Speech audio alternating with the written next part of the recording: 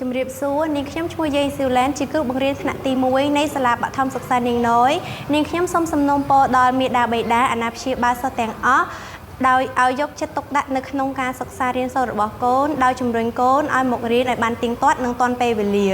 និងត្រៀមនៅសម្ភារៈសិក្សារបស់កូនឲ្យបានគ្រប់គ្រាន់ជាពិសេសកូននៅក្នុងថ្នាក់ទី1ត្រូវមាននៅសៀវភៅជំនួយភាសាខ្មែរភាគ1សៀវភៅជំនួយភាសាខ្មែរភាគ2សៀវភៅជំនួយគណិតវិទ្យានិងសៀវភៅកូនស្វាឆ្លាតមួយឈុតផងដែរហើយកូននៅក្នុងថ្នាក់ទី2ត្រូវត្រៀមនៅសៀវភៅជំនួយភាសាខ្មែរថ្នាក់ទី2មួយក្បាលសៀវភៅជំនួយគណិតវិទ្យានិងសៀវភៅកូនស្វាឆ្លាតមួយឈុតសម្រាប់កូននៅក្នុងថ្នាក់ទី3កូនត្រៀមនៅសៀវភៅជំនួយគណិតវិទ្យា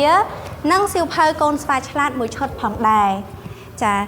លើពីនេះទៅទៀតនាងខ្ញុំសូមសំណូមពរដល់អាណាព្យាបាលឲ្យជំរុញកូនឲ្យសិក្សាបន្ថែមនៅឯផ្ទះដូចជាការធ្វើលំហាត់ការអានសៀវភៅបន្ថែមសូមអរគុណ